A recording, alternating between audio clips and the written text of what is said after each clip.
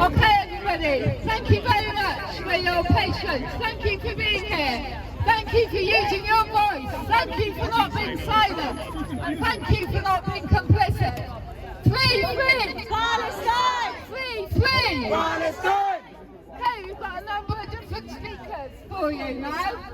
And we're delighted to have some supportive politicians with us. So please welcome Llywydd Griffiths, member of the Senate.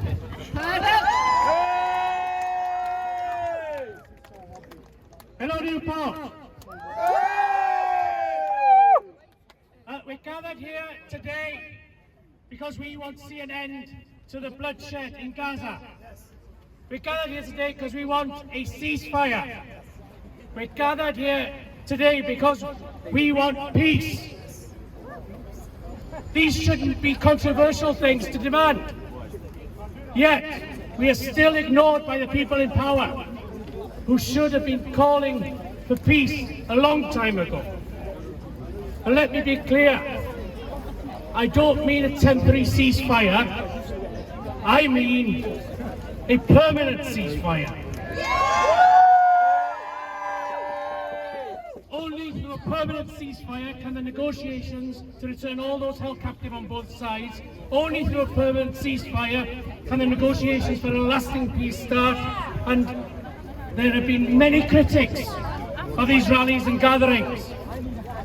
There have been many people trying to sully the intentions and behaviours of us who want to march, or choose to march.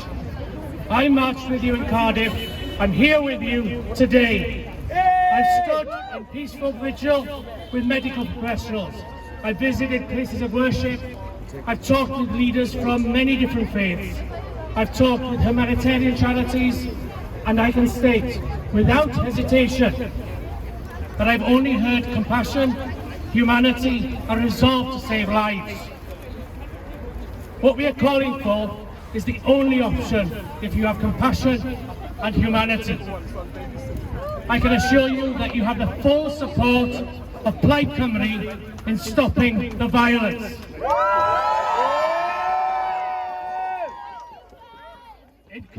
In conjunction with the local Palestinian Solidarity Campaign and other PSC groups, I tabled a cross-party statement of opinion along with Jane Dodds and with John Griffiths earlier this month.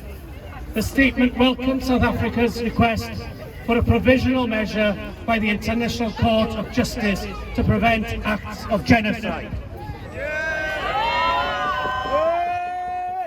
It also urged the UK government to uphold their duty to prevent genocide under the 1948 Genocide Convention and actively avoid complicity.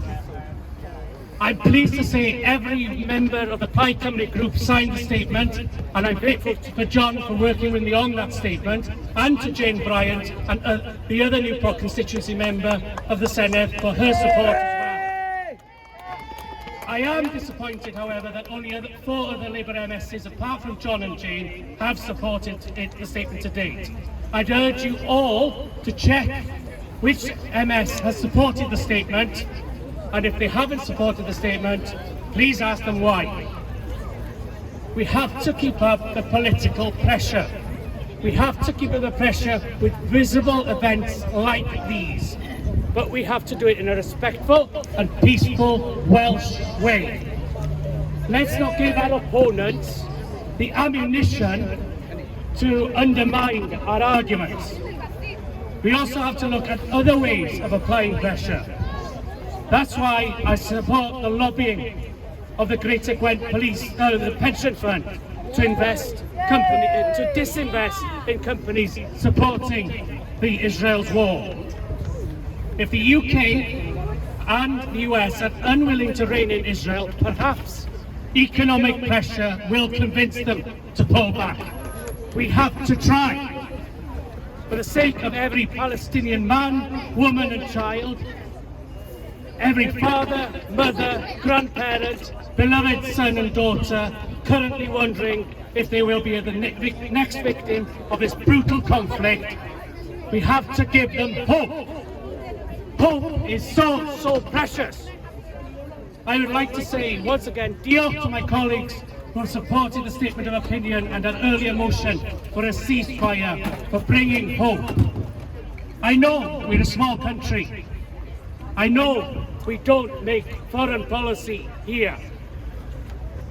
But I also know that we step up to the international plate and make the point when we need to. We do what we can to bring hope to others. My message for you all today is to keep doing what you're doing. I know it's easy to feel hopeless, but we can take strength from each other in peaceful protest, in dignified vigils, in humanitarian solidarity.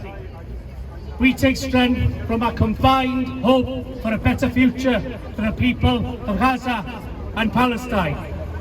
Our strength together as the citizens of Wales can exert pressure on governments to back a ceasefire.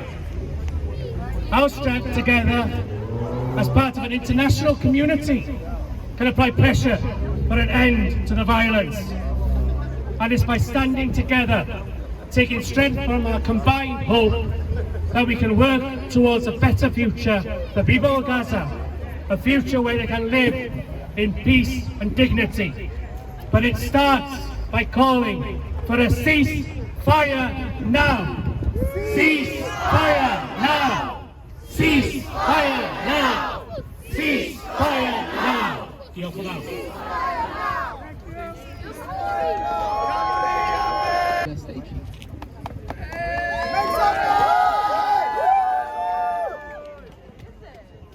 You know, the Welsh Parliament and the Welsh Government doesn't have responsibility over power or power over international affairs, but it can make its voice heard, and it does have a responsibility to do that.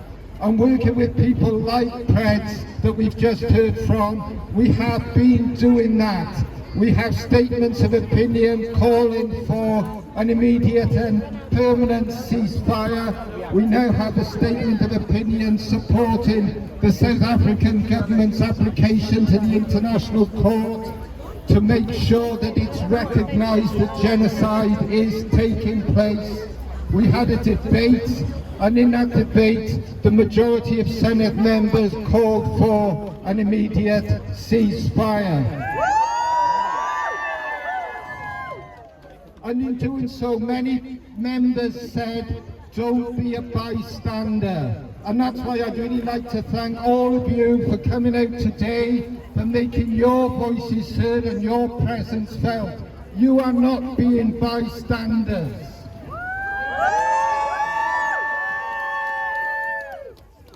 And we still see that terrible carnage on our television screens, night after night, unimaginable suffering.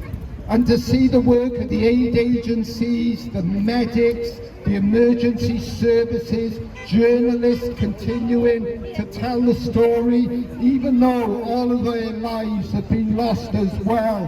What an amazing commitment, and we really need to thank those people. This week in the Senedd we had a meeting with some of the aid agencies operating here in Wales. We were talking about what more we can do in Wales. We were talking about a disinvestment programme that we can work up and take forward and make sure it's supported. And you know, that would be so powerful if we could show that example here in Wales.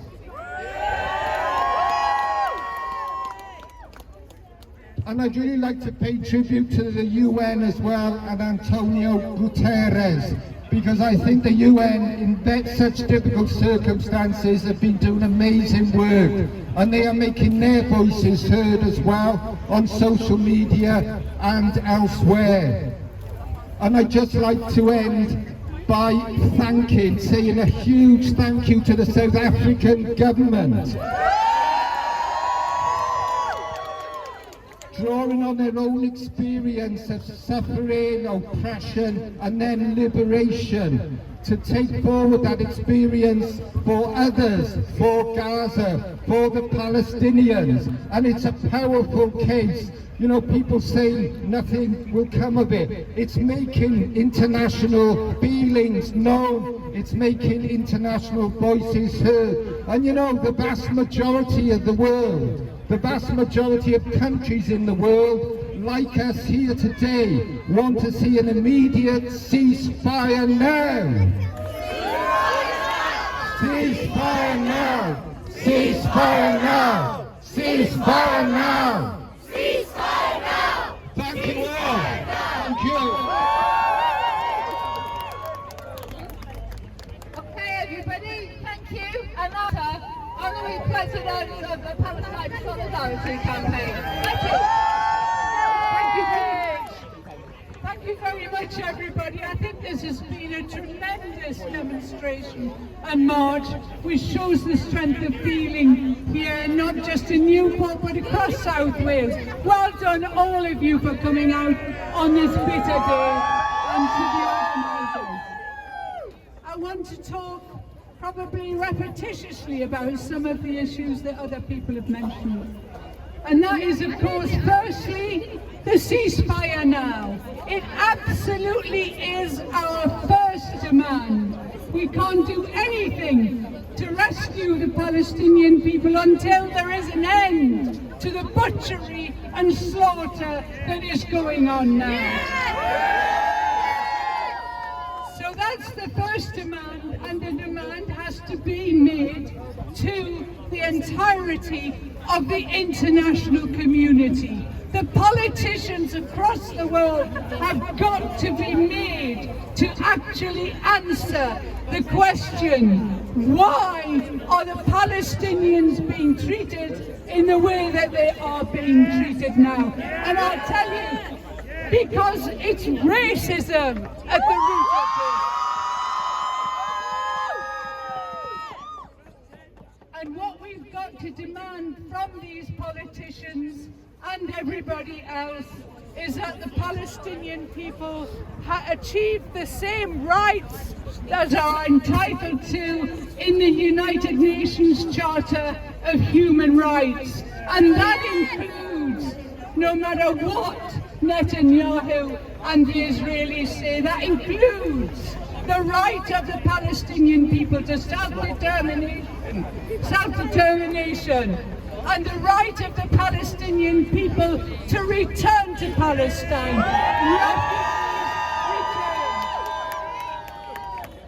But before that, we, the people around the world who are standing up for the Palestinians, we've got to demand the right to life. If we don't give the Palestinians the right to life, what else is there? And we have been watching the slaughter and the obscenity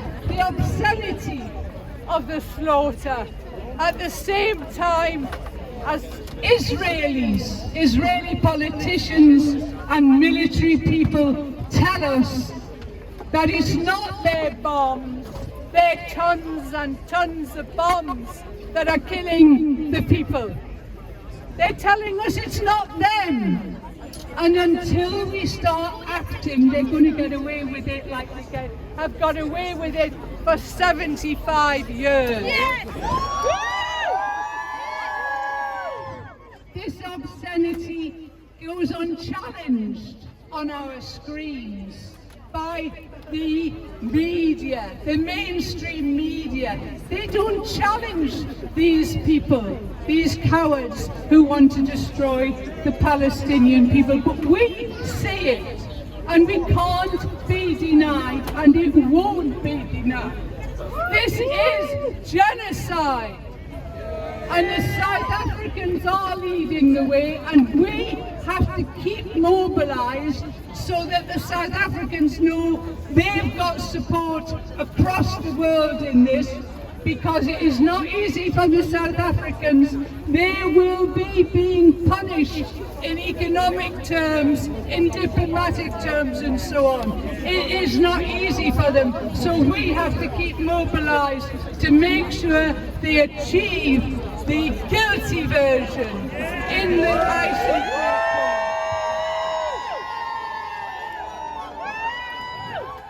Now, I do want to say that this period must become the turning point. I mentioned 75 years. This cannot go on any longer. And that's why we have to keep doing this.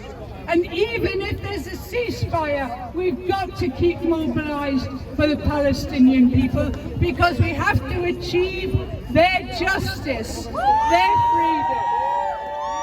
And I want to talk about what else we can do.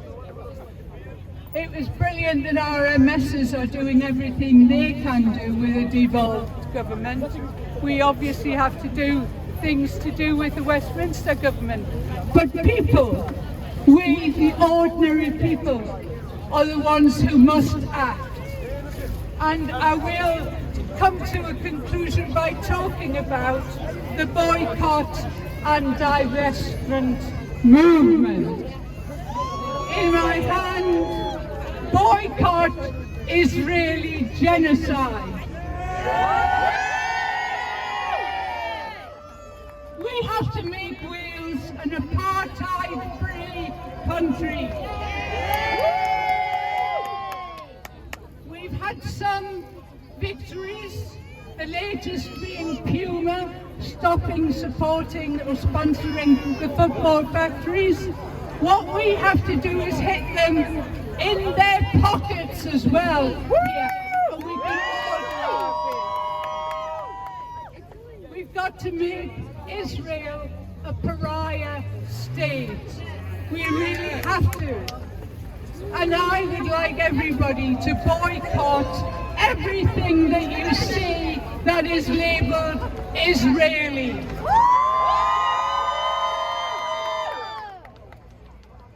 We've got to do this, and we can do it every day. Wales Palestine solidarity groups are asking you to put notices like this in shopping trolleys full of Israeli goods. I did it the other day, and I'm going to do it again. We've produced leaflets to give out to encourage the people in Wales. We've got them in Welsh and English to say boycott everything Israeli. We've got postcards that are addressed to the managers of supermarkets and other stores, asking them to stop stocking Israeli goods. These are the actions that we, the ordinary people, can do. And if we keep doing them, plus the demonstrations, plus the lobbies of Parliament, then we really will make it clear that we aren't going to stop until we have free Palestine! Free Palestine!